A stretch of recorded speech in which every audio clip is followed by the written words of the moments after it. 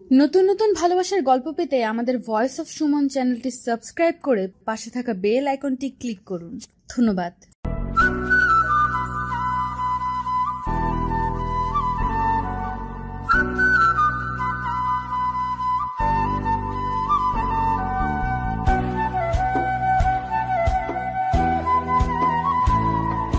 তোহার অসুস্থতার খবর পেয়ে পরিবারের সবাই চলে আসে। 3 ঘন্টার মধ্যেই তারা হাজির হয় হাসপাতালে।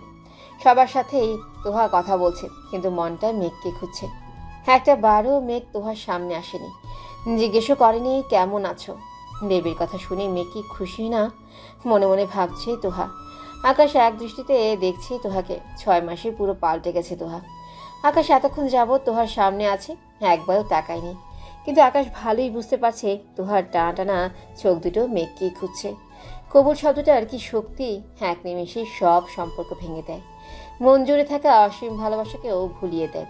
অচেনা অজানা মানুষটার প্রতি মায়া সৃষ্টি করে দেয়। তোহার মা তোহাকে খাইয়ে দিচ্ছে। খানিকক্ষণ পরেই বড় ডাক্তার আসবে তোহাকে দেখতে। আকাশ বেরিয়ে যায় তোহার কেবিন থেকে। ওখানে থাকতে একদম ভালো লাগছে না। বাইরে এসে দেখতে পায় মেঘ মাথায় হাত দিয়ে করিডোরে বসে আছে। আকাশ ধাপ করে মেঘের পাশে বসে। মেঘ এক পলক আকাশের দিকে তাকিয়ে আবার আগের মতো মাথায় হাত দিয়ে বসে। তোহা তোকে খুঁজছে। একটু হাসে আকাশ। তোকে বাহবা না দিয়ে পারছি না। কত অল্প সময়েই মন জয় করে নিলি তোহার। এতটাই ইমপ্রেস করে ফেললি যে মেয়েটা তোকে ছাড়া কিছুই বোঝে না।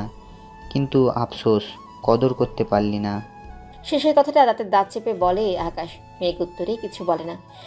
মনের মধ্যে ঝড় বইছে মেঘের। তুই বাবা হতে চলেছিস, তোর বউ প্রেগনেন্ট, তুই কি খুশি না? মেঘ উত্তর দিচ্ছে না বলেই পাল্টা প্রশ্ন ছুড়ে দেয় আকাশ। মেঘ উত্তর দেয় না। বেশ বিরক্ত আকাশ। এমনিতেও আকাশ মেঘকে পছন্দ করে না। তার কারণ আকাশ নিজের চোখে দেখে বাবা মা আর পরিবারকে মেঘের জন্য কাঁদতে। তাদের খুব কষ্ট দিয়েছে মেঘ। যে পরিবারকে কষ্ট দিতে পারে তাকে আকাশ ভালোবাসে না। শোন, তোকে একটা রিকোয়েস্ট, তোহাকে কষ্ট দিবি না তুই। তোর যত টাকা চাই আমি দেব, আমার ভাগের সবটা তোকে দিয়ে দেব, কিন্তু তুই তোহাকে কষ্ট দিবি না। মেঘের হাত ধরে বলে আকাশ। আকাশের চোখে পানি চিকচিক করছে। করুণা ভরা কণ্ঠে বলে। মেঘ অবাক হয়ে দেখছে আকাশকে। কত ভালোবাসে তোহাকে, আর ও শুধুমাত্র কাজ কাজ করে। মেঘ হাতটা সরিয়ে নেয়, অপরাধীর মতো মাথা নিচু করে নেয়। এখন যা, তোহা তোর জন্য অপেক্ষা করছে, তোকে দেখতে চাইছে। আকাশ মেঘের হাত ধরে টেনে তোলে। মেঘকে তোহার কেবিনে নিয়ে যায়। মেঘকে দেখে তোহা চোখে মুখে মলিন হাসে। এতক্ষণের অপেক্ষার অবসান ঘটল। এক দৃষ্টিতে তাকিয়ে থাকে। মেঘ তোহার দিকে এক পলক তাকিয়ে চোখ ফিরিয়ে নেয়। আরমান, তৌফিককে নিয়ে যাও, মিষ্টি নিয়ে এসো। আনোয়ার চৌধুরী বলে ওঠে। না। মেঘ হুঙ্কার দিয়ে বলে ওঠে। সবাই চমকে তাকায় মেঘের দিকে। কেন? তোহার বাবা জিজ্ঞেস করে। আগে ডাক্তার তোহাকে চেক আপ করে বলে ও ঠিক আছে, তারপর মিষ্টি। গম্ভীর গলায় বলে মেঘ। মেঘের কথা শুনে সবাই থমকে যায়। থমথমে মুখে বেরিয়ে যায় কেবিন থেকে। মেঘ আর তোহাকে একটু একা সময় কাটাতে দিয়ে যায়। আকাশ যাওয়ার সময় দরজাটা ভিড়িয়ে দিয়ে যায়। আপনি এতক্ষণ আসলেন না কেন? আপনি কি রাগ করেছেন? বেবি হওয়াতে আপনি খুশি না? তোহা একবারে এতগুলো প্রশ্ন করে বসে। মেঘ তোহার মাথার কাছে টুল টেনে বসে। তোহার মাথায় হাত বুলিয়ে দেয়। কপালে লিপটে থাকা চুলগুলো কানের পিছিয়ে গুঁজে দিয়ে কপালে চুমু খায়। আই এম সরি, আর কখনোই এমনটা করব না আমি। আমার উচিত ছিল তোমাকে সময় দেওয়া। তুমি যখন বলেছিলে তোমার মাথা ব্যথা করছে তখনই তোমাকে ডাক্তার দেখানো। সব ভুল আমার। বলতে বলতে চোখ থেকে দুফোঁটা পানি গড়িয়ে পড়ে মেঘে। মেঘের চোখের পানিগুলো তোহার চোখের পাতায় পড়ে। তোহা মুচকি হাসে। মেঘে এক গালে হাত দেয়। আপনার কোনো দোষ নেই, আমি ভাগ্যমানী। যেটা আমাদের কপালে লেখা আছে সেটাই হবে, কেউ ফেরাতে পারবে না। তো এটা নিয়ে নিজেকে দোষ দেবেন না। এটা হওয়ারই ছিল, তাই হয়েছে। মিষ্টি হেসে বলে তোহা। মুগ্ধ হয়ে দেখে মেঘ তোহাকে। কতটা স্নিগ্ধ মেয়েটা, কতটা স্বচ্ছ, একদম পানির মতো। তোহা মেঘের হাতটা তোহার পেটের উপর রাখে। মেঘের বুকের ভেতর ধক করে ওঠে।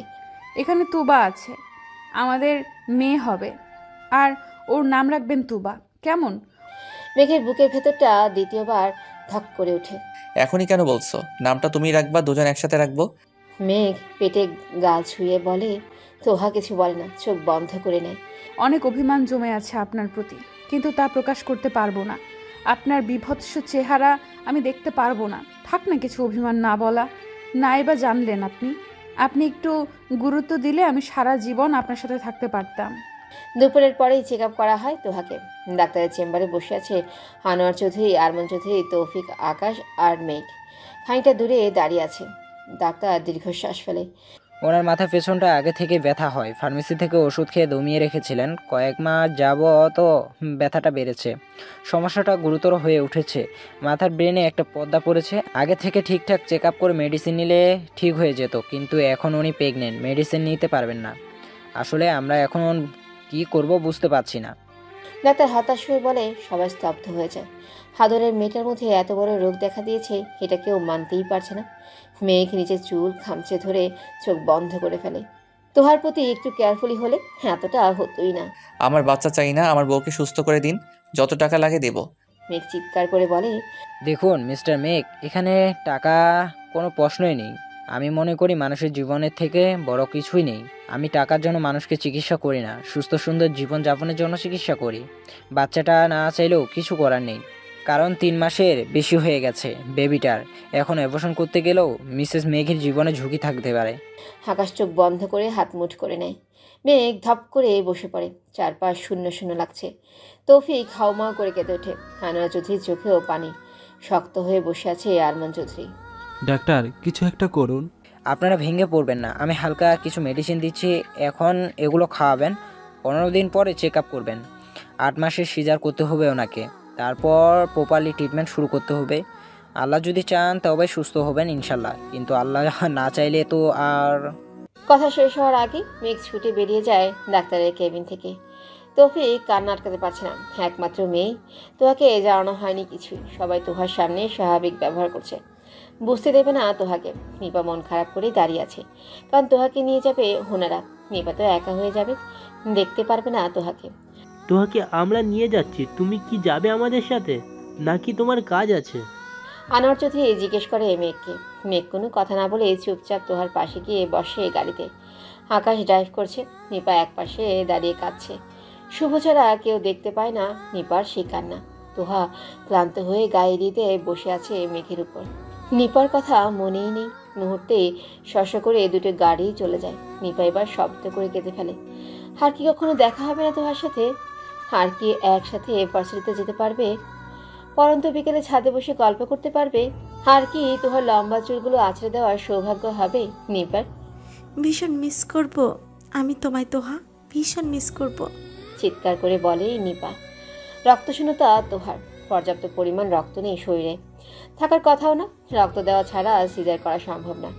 হাসপাতালে তোহার গ্রুপের কোনো রক্ত নেই, অন্য কোথাও থেকে আনতে হবে। আকাশ চলে গেছে রক্ত আনতে।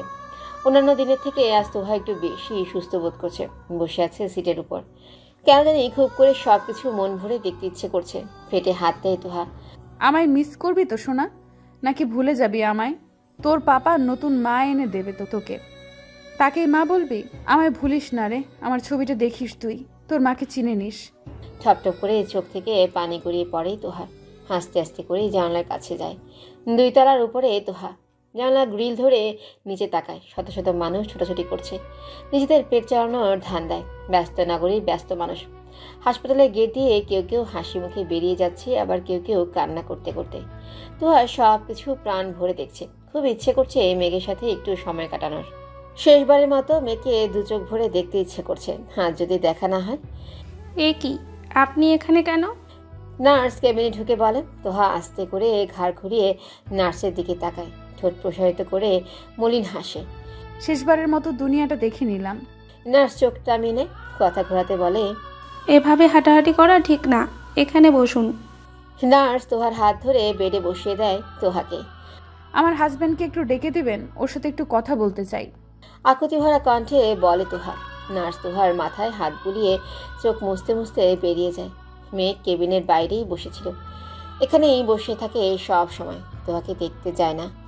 আপনার বউ আপনাকে ডাকছে। নার্সের কথায় মেঘ মাথা তুলে তাকায় নার্সের দিকে। মেঘের মনে হয় মেঘ তোহার সাথে কথা বললেই তোহাকে হারিয়ে ফেলবে, তাই তো কখনোই তোহার সামনে চায় না। আমি যাব না, কথা বলবো না। ও সুস্থ হবে তারপর কথা বলবো। মেঘ তাড়াহুড়া করে বলে, চোখ দিয়ে পানি ঝরছে। আনোয়ার চৌধুরী মেঘের পাশেই বসা ছিল। তিনি মেঘের কাঁধে হাত রাখে। আপনি প্লিজ বলবেন না আমাকে ওর সাথে কথা বলতে, আমি পারবো না। দাদাকে জড়িয়ে হাওমাও করে কেঁদে ফেলে মেঘ। তুহার নার্সের পেছনে পেছনে চলে আসছিল দরজার কাছে। মেঘের কথা শুনতে পায়। অনেক অনেক অভিমান জমে আছে আপনাকে নিয়ে। ভেবেছিলাম এখনই সব অভিমান মিটিয়ে ভালোবেসে বিদায় নেব, কিন্তু আপনি আসলেন না। আবারও এক সমুদ্র অভিমানে ভাসিয়ে দিলেন আমাকে। ধাপ করে পড়ে যায় তোহা। কিছু পড়ার শব্দে সবাই দৌড়ে আসে।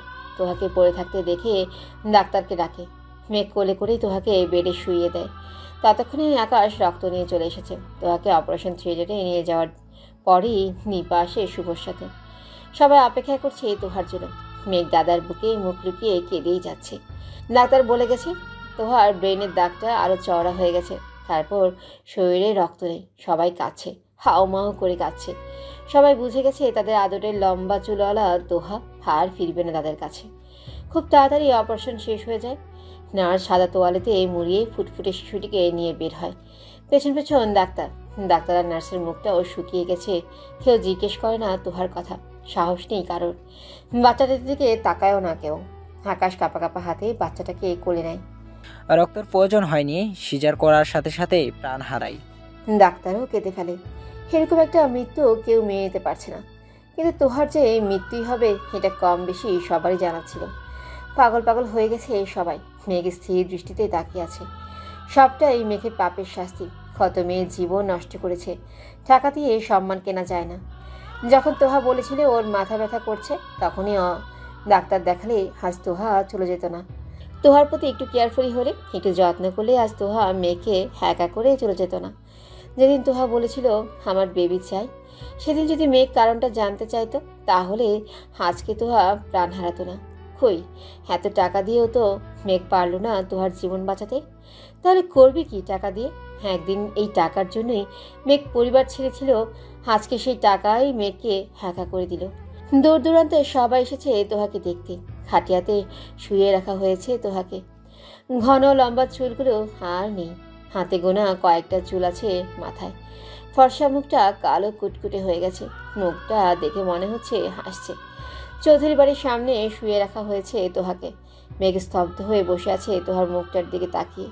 পুরো শহর কাঁদছে তোহার জন্য, কিন্তু সে কাঁদছে না যার জন্য আজকে তোহার লাশ হয়ে আছে।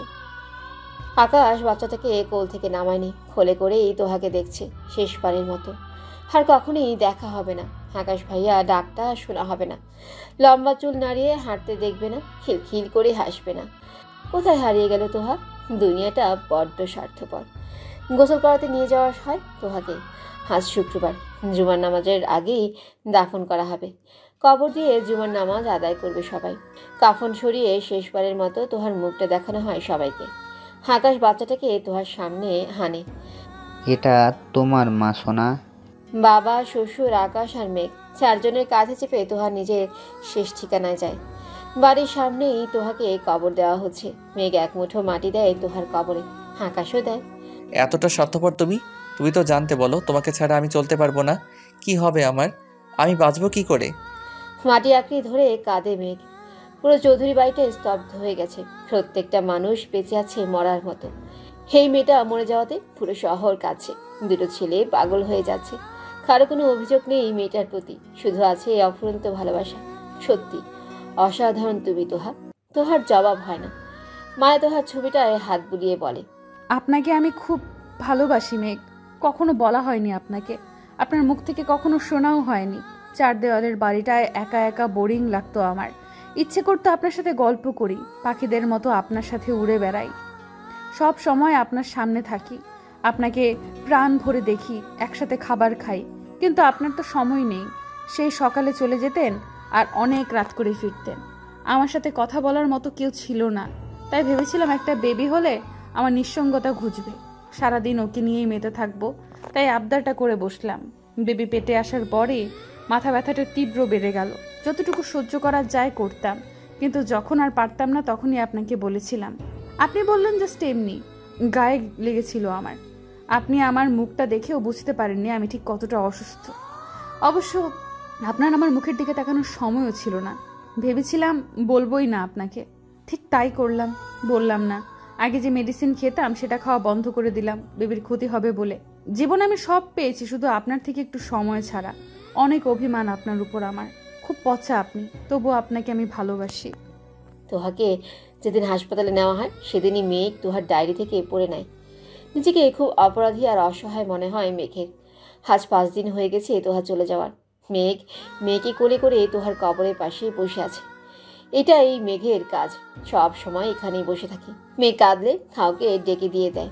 5 দিনের মেয়েটাকে প্রচণ্ড কান্না করলেও মেঘের কোলে আসলেই শান্ত হয়ে যায়। তোহার মতো পিচ্চিটাও মেঘের কাছে থাকতে চায়। এতটা অভিমান করা ঠিক না। রাগ, অভিমান, জেদ আমাদের জীবনটা তছনছ করে দেয়। তুমি তো অভিমান করে শান্তিতে ঘুমিয়ে পড়লে, কিন্তু আমাকে দিয়ে গেলে এক সমুদ্র দুঃখ কষ্ট। লম্বা চুলওয়ালা মায়া ভরা মুখের অধিকারী মেয়েটাকে আমি খুব ভালোবাসি।